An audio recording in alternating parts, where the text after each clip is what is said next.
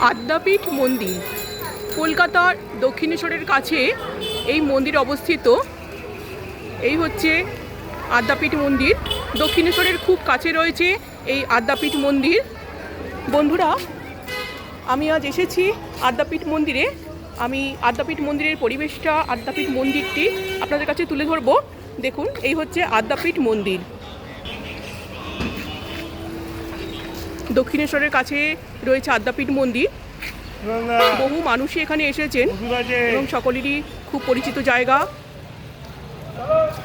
এই হচ্ছে আদ্যাপীঠ মন্দির। বিশাল বড় মন্দির চত্বর। আমি একটু ঘুরিয়ে ঘুরিয়ে ভিডিওটা করে দেখাচ্ছি আপনাদেরকে। মন্দিরের পরিবেশ অত্যন্ত সুন্দর। এই আদ্যাপীঠ মন্দির প্রতিষ্ঠা করেন সাধক অন্নদা ঠাকুর। এই মন্দির প্রতিষ্ঠা করেছিলেন। মন্দির অত্যন্ত সুশৃঙ্খলভাবে নির্মিত।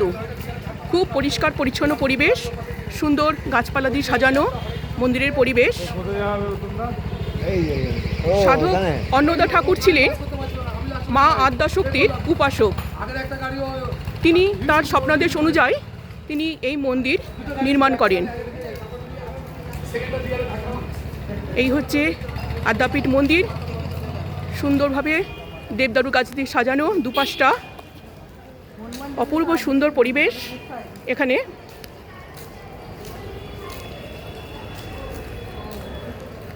এই মন্দিরটি গঙ্গার খুব কাছে অবস্থিত বলে পরিবেশ অত্যন্ত মনোরম। এখানে মা কালী আদ্যাশক্তি রূপে পূজিত হন এবং এখানে শ্রীরামকৃষ্ণ পরমহংসদেব এবং সারদা মায়েরও মূর্তি আছে। এই হচ্ছে আদ্যাপীঠ মূল মন্দিরের চূড়া। এই হচ্ছে মূল মন্দিরের চূড়া। আমি মন্দিরের বাইরের পরিবেশটাই একটু ঘুরিয়ে দেখাচ্ছি। দেখুন, 1915 সালে সাধক অন্নদা ঠাকুরের উদ্যোগে তৈরি হয়েছিল এই আদ্যাপীঠ মন্দির। উনি উদ্বোধন করেছিলেন এই মন্দিরের।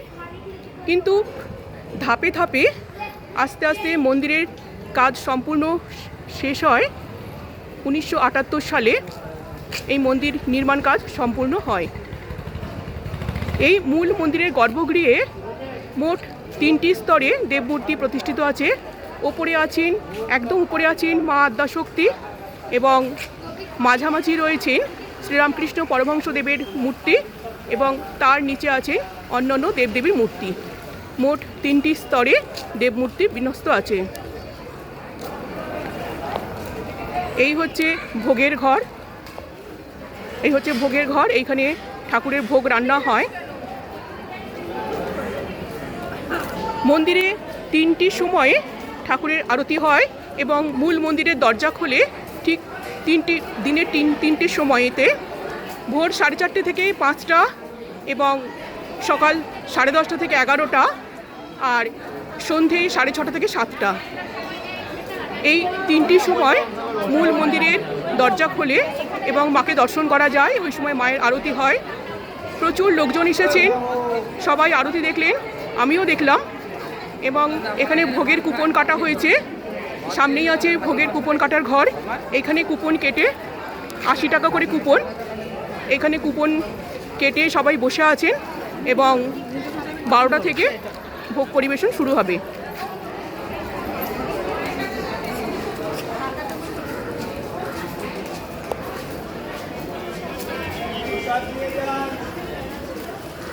এইখানে কিছু স্টল মতন আছে, সেখানে আদ্যা মায়ের সম্পর্কিত কিছু বই পাওয়া যায়। আর এইখানে আছে ছোট একটি শিবের মন্দির, মহাকাল মন্দির। এই হচ্ছে ছোট শিবের মন্দির।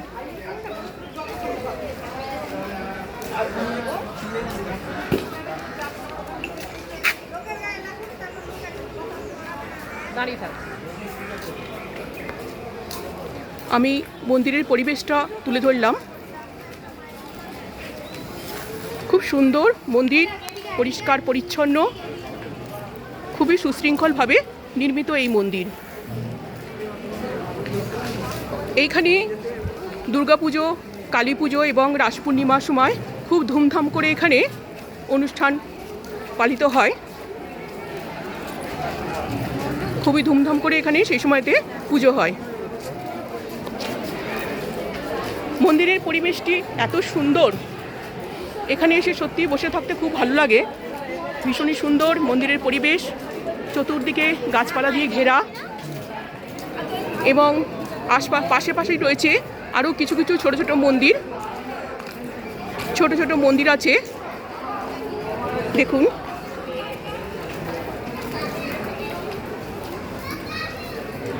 এখানে রয়েছে আরও কিছু কিছু ছোট ছোট মন্দির। শিবের মন্দির আছে এখানে।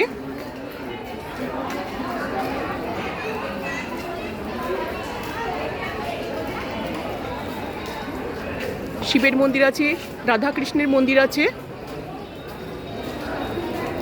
এইখানে আছে রাধাকৃষ্ণের মন্দির। ভেতরটা খুবই অন্ধকার, তাই অতটা পরিষ্কার করে বোঝা যাচ্ছে না। এইভাবে মূল মন্দিরের দু সাইডে রয়েছে কিছু কিছু ছোট ছোট মন্দির।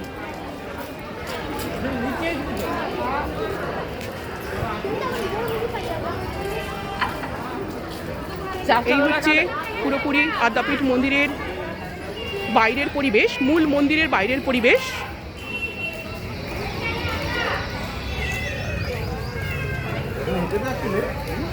বহু লোক আসছে, মানুষ আসছেন এখানে, এবং তারা বহু মানুষ এখানে আসেন কুপন কেটে এখানে ভোগ খান। কুপন দেওয়া শুরু হয় সকাল 8টা থেকে বেলা 12টা অবধি। কোনো দিন হয়তো তারও বেশি কিছু সময় কুপন দেওয়া হয় এখানে। দেখুন, এই হচ্ছে মন্দিরের বেশ বড় প্রবেশদ্বার, মূল মন্দিরের প্রবেশদ্বার। আর এই হচ্ছে মূল মন্দির। বন্ধুরা, আমি আজ আদ্যাপীঠ মন্দিরে এসে আদ্যাপীঠ মন্দিরের ভেতরের পরিবেশটা তুলে ধরলাম। গর্ভগৃহে ঢোকা যাবে না, যেহেতু দিনের 3টের সময়তে দরজা খোলে এবং আধ ঘন্টা করে, তাই এবং সেখানে ফটো বা ভিডিও করা যাবে না, তাই আমি ভিডিওটা এখানে শেষ করছি। নমস্কার।